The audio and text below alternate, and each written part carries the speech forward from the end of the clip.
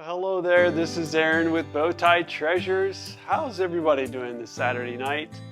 And I'm a content creator for Dixie Belle, and I'm always happy to be here, ready to paint, ready to demonstrate, show some techniques, chat with some friends, all the fun things that we like to do here at Dixie Belle. Thank you so much for coming in. As you pop in, let us know you're watching. Let us know where you're watching from. Holler at a friend. We're going to do some fun things with this project that I have tonight. We're going to take it to the final stages of completion. Let me tell you a little bit about what we've done so far on this project as we get going. Right now, what you're seeing on this small buffet is basically I cleaned it with white lightning. I like to use gray boss. This piece would probably be a bleeder for sure, just because it has that kind of cherry stain. And so I put a coat of gray boss on it. Then I put a coat of rusty nail down first. Really loose, really casual, didn't try to totally cover up all the boss. And then last night I put a coat of rough, or you could even see the rusty nail showing through. Just a quick little coat of sawmill gravy, just to give it a little bit of depth, if you will. And then tonight we're going to finish off with Peacock. But I think to give you an idea, I was going to sand and show layers, but in sanding, I was starting to get into the wood. And because I'm a firm believer that this is going to bleed, I didn't really want to get back to the wood. So I'm going to switch gears, and we're going to do some faux distressing. This kind of puts this piece in what I would consider a boho finish. You know, looks weathered.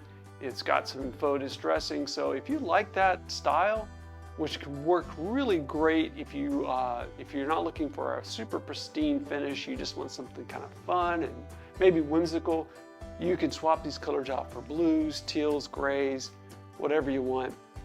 We may do some shading on it, we'll see, but let's get into it tonight. Let me show you a little bit of what I'm talking about. I've got different steps done, so let me just see if I can roll this around and show you a little bit of what I'm talking about. So on this side today is where I did the peacock, and then I came in there, and let me just bring the camera in closer, and you can see some of the faux distressing. So that's rusty nail again. So yes, it has rusty nail as the base, but I wasn't getting enough of it showing, and I really wanted that pop of red. So we'll go in there, we'll use a palette knife or a scraper, and we'll touch that. So you'll still see some of the sawmill gravy shining through, and occasionally you'll see some of the rusty nail, but it feels nice and weathered and worn. If you watched my live from a couple weeks ago, we did more of a crosshatch dry brush technique to get a weathered look. So this is just another way to accomplish that. On this side, I have not done any of the faux distressing, so that would be next. So I think what would be good to do is let's finish painting this piece peacock, and then we'll come back and we'll do the distressing on this side, because the front will still be wet, and then you'll have a better idea of where we are. And if we have time, we'll explore with the potential of doing a little bit of shading, which I've demonstrated a lot, but it really adds another level of fun to a piece. So let's definitely jump into this. I'm going to be using the peacock first. So as a review, rusty nail over gray boss, then sawmill gravy, and then peacock is where we're going to finish, at least with the main next color. The thing that I am doing here is I'm making sure that I don't completely cover up all the previous work that we've done. So that's really important if you want to achieve that look. If not, then all those original base colors are wasted if you're not going to let them peek through. So try not to cover up all the rusty nail and all of the sawmill gravy. I'm going to mist my brush just to get started, so it's not too dry. This is the flat medium. The one thing I like about the flat medium is it fits really comfortably in these 8-ounce containers. So if you're into that kind of thing, then definitely want to get that flat medium. And this is not a huge buffet. A mini would be okay, but the mini doesn't really, it fits in the 8-ounce, but not as convenient. And this piece can totally handle. Now, I will tell you that if you remember that dresser I painted a couple weeks ago on Dixie Belle's Live, I used what I call a dry brush technique. Well, that meant that I put only a little bit of paint on my brush, where tonight I'm not trying to shy away from paint. I'm just going to go ahead and go in there and just go ahead and get it on there. We're not trying to avoid a lot of paint. In the middle sections is where I would focus on putting more paint. And then down below and towards edges, that's where you might just like slowly drag it out, pull out some of the paint and not try to finish it out. So just drag that brush around. Now, I'm not putting tons of paint down, so this will dry fairly quickly, but I'm not sure if it's going to be dry fast enough to do it, but we'll see. So you see how much I left? Just look for little areas like that to leave it if you'd like that weathered look. And I'm just going to keep working my way across. Let's turn this into the camera a little bit more.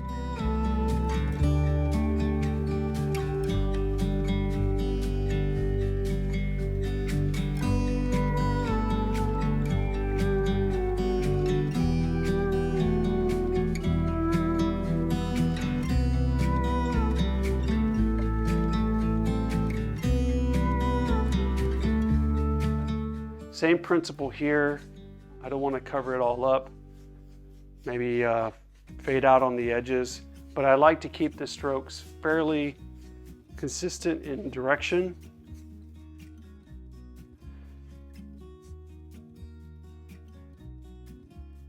Now, if you're not going to miss this with water, I will tell you that you probably want to come back with one of Dixie Belle's sanding sponges and give it a nice light sanding, because that lack of smoothing this out with some misting and painting thin will add a little bit of, rough is not the right word, but some texture that you may not want. If you don't want that, then this would be the time that I would recommend that you mist. And I said the same direction, but I was trying to spread out some of the paint. Just keep the direction going without trying to get it all down. Got something right there. I think I forgot to do a light sand before I painted, and that's usually a good thing to do. Or that's going to carry over to the next, like when I top coat, and I don't want that. So as you can see, working quickly, making our way through this project. And then next I'm going to show you the technique of faux distressing, so hang on for a minute and we'll do that. So I tried to do this in stages for you tonight, because sometimes if I try to do it all too soon or at the same time, it's all wet and that doesn't help. Got a lot of rusty nail toward the back. I'd like to keep that showing. That's great. But just smooth it out if you need to. But at this point, you've probably already done that. So that's what we're looking for. And I'm going to put my brush in water, and I'm done with that. And I'll clean that out later. But I want to show you the top, just so you can see how much I left with still having some rusty nail and still have some of the white sawmill gravy showing. So that's the look I'm going for tonight. So let's do what I said a while ago, and that is we're going to turn this and we're going to work on the side that is already dry from my painting it earlier. And we're going to focus on demonstrating the faux distress. Again, remember, I did not want to sand this because sanding it would get it down to the wood if I sand too much, and then I don't want it to bleed. So if you sand past the boss, you kind of hurt the bleeding, or the boss, you get rid of the reason why you did boss. This putty knife or scraper, whatever you want to call this, but Dixie Belle has these on their website. But you can use other tools. For example, maybe a metal. I have a metal one, but the reason I don't use my metal one is sometimes this will scrape the paint if you're not careful. And the plastic is a little bit more gentle. Now, I don't see if the camera can catch it, but there is a chisel edge. So sometimes you need to decide which edge of that, if you want to use the chisel or not. So this is dry, and I'm just going to lightly dip into the paint. So you can see about how much paint's on there. And I've got a chisel and a flat side. It doesn't really matter which direction you go with, but I wouldn't put too much paint on there. So at this point, and I may have too much, you could always scrape it off. All I'm gonna do is just, in some places, I'm just gonna touch. You're trying to make it look like this is worn out over time. So this is a technique, just touch it. Use the width of the palette knife or the scraper, the putty knife maybe. And then sometimes when you got a lot of the extra paint off, you can come in there and just do a little bit of a drag. Flip it over and drag. Use as much as you want. Just be random about it. And then sometimes you could even, you know how the first time we just touched, you can also go down like that. Sometimes when I do this kind of color group, another great color to use is like a pop of yellow. It just has a nice sunshiny, bright pop on there. And I'm trying to bring my camera so you can see all of it, but let me work on the bottom here. Show you what I'm going to do down here. So on the bottom, you might say, well, it's probably even more worn out because it got kicked around. So down here, I might just hit some of these edges, and I'm going kind of parallel. And then down below, you might use the scraper and scrape up, maybe on the edge. So you're thinking about, where was this thing heavily used or worn out over time. So you can see how I accentuated. So with this technique, I'm getting a good bit of what I was trying to accomplish, but I just didn't sand. And sometimes you just can't do that because you're taking the risk that you're going to be sanding to something that could cause problems. Remembering that this kind of thing does take a little longer to dry because I'm putting the paint on a little thicker. But you put as much or as little of this on there as you want. So around the lip, you might just, again, maybe hit a little bit more around the corner where it's going to get a lot of, and then just maybe look for some places to scrape, some places to touch, some places to slide. Because those are probably the three categories I would use. Now, the front is doing really well. It's already starting to dry on, but there are a couple places that are still wet. So I would just come in here and I'm just, for the front, I would probably hit some of the, maybe even hardware, just looking for little places to touch. Now, based on a few of these that I have done like this, I really do love coming in with Dixie Belle's gilding wax. The gold gilding wax is that, I talked about the yellow, gives it that sparkle of like glimmer, and same idea, you're just gonna touch it and it's so nice. And it works really, really well. So I've used this technique many times, different color schemes, different sizes, different approaches, but whenever you can accentuate these little panels,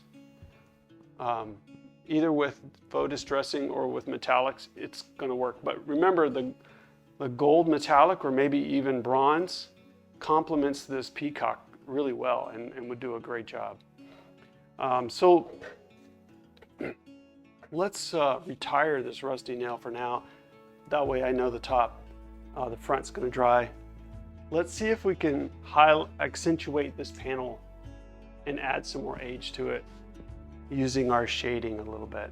To tell you a couple of my favorite colors to shade with. Coffee bean has more of a rugged, darker, where chocolate is sometimes just really nice and brown, but I would use chocolate for things like creams and tans.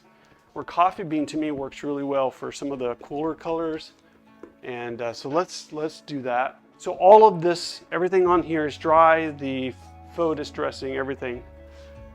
What I'm about to do is totally optional, meaning don't feel like you need to do this, but when you see the finished result, if you like the look of it, then you know how I accomplish that. So the first thing I'm going to do, and you can remember, you can do this with any Dixie Belle color you want. You know, you can do it with Voodoo Gel Stain, but I'd like to add a little bit more age. Another thing that I would say you can do, and I've demonstrated this before, is you can use Dixie Belle's, let's say glaze, and then use Dixie Dirt. That really makes a piece step back in. So this is gonna warm it up because coffee bean is a brownish tone and complement. It just takes, what this does is takes it from being really clean and crisp to a little bit more aged, styled, and worn. You stop where you feel like you hit the look. I'm just trying to give you some different ways. This, how I would equate this is I would equate this to what many people do with wax, right? And I have not top coated, so it's perfect. You're just dealing with a wet product. Maybe you can see really well when I do the base down here. So just run a line of color with the craft brush. Missed it, you gotta work wet.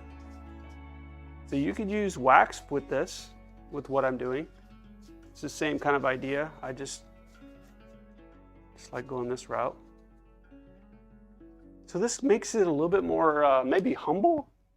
Is that a good way of describing it? It's not so like pristine and perfect. Just adding, I mentioned in my description, character. So if you like to add some character to a piece, this is a great way of doing it. I'm gonna put a little bit down here. And then I'm using the Dixie Belle French tip. I love the natural bristles. I need to mist again, I forgot to do that. And just go up and over and feather those edges. And I have my wet rag here, so at any time I need to, I can go back and wipe out any areas that I may feel like I got too much.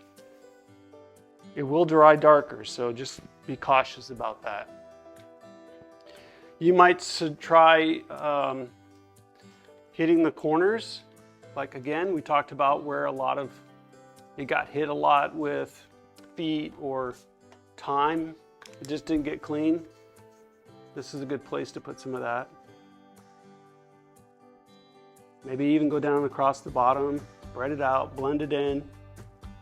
You decide where you're going to stop, how much it needs. Let your piece kind of dictate that. So I just ran it along the back section, and I'm using my French tip to spread it out. What do you think? You think that helped it?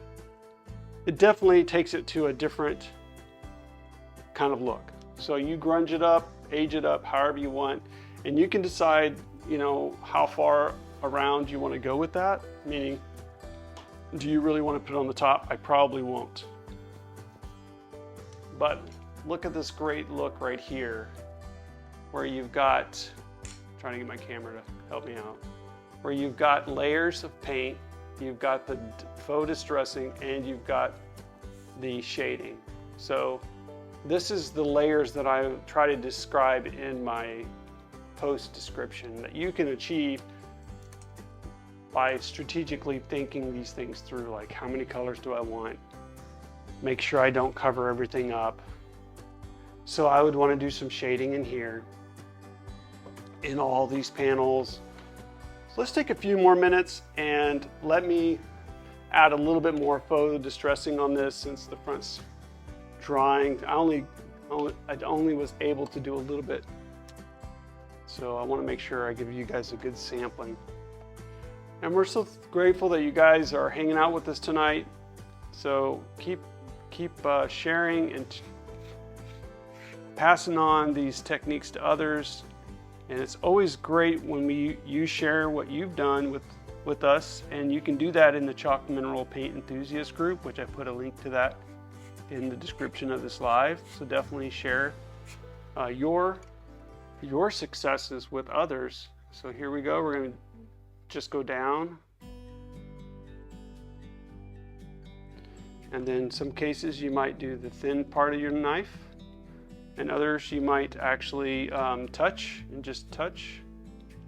You could use just the tip. And I'll decide about the gilding wax. If I think it needs it, I'll decide that tomorrow. Sometimes I like to let a day go by and just really consume and think about it before I just jump in and add gold. Because as I showed you just on the last piece, it really needed the metallics. This one may not need that. So it's all part of the story of the age of the piece, or that you're saying, hey, this piece has been around a while. So have fun. This is a really fun technique to try. Let's come down this corner. And it's still not complete until we do our shading. So if you do something where it has, maybe you want to say heavy-handed, that's fine. Just bounce it out somewhere else on the piece. Don't let that be the only one on the whole piece that you may have done that on. But you find the palette knife or the scraper that you're comfortable with. I mean, if you want to take a stick from your transfer set and paint with your transfer stick. Whatever works. So I just picked that up and I'll just use it here and there. So maybe the size needs to be smaller. I like the dragging look a lot to do that.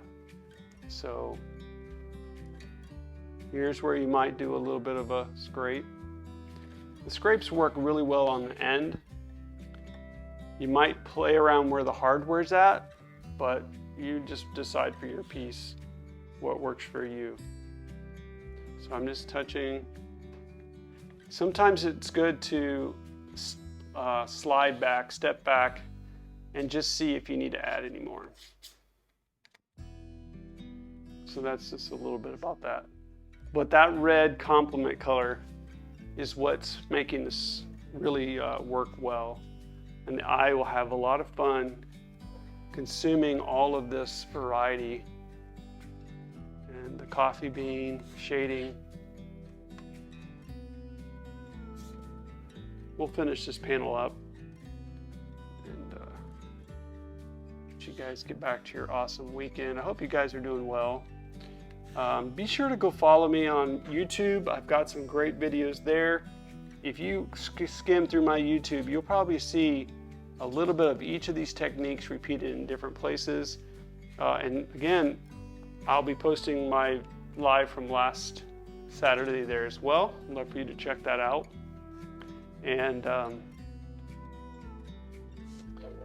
think I'm hitting another milestone in followers, so maybe you can go and be one of those recent ones. But thank you so much tonight. I have some more work to do on this, as you can imagine, more distressing, more shading, and I'll keep going with that in the next couple days.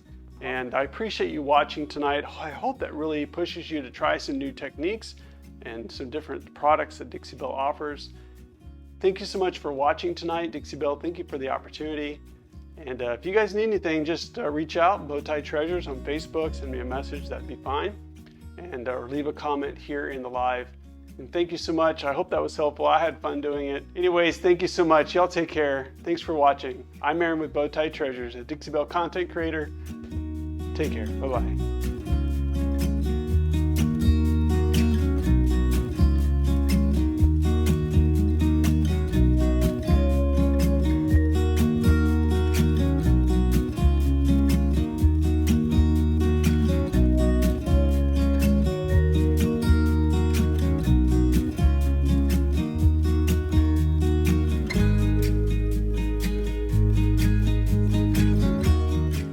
That's the end of the show. Make sure you subscribe and ring the bell before you go. Bye!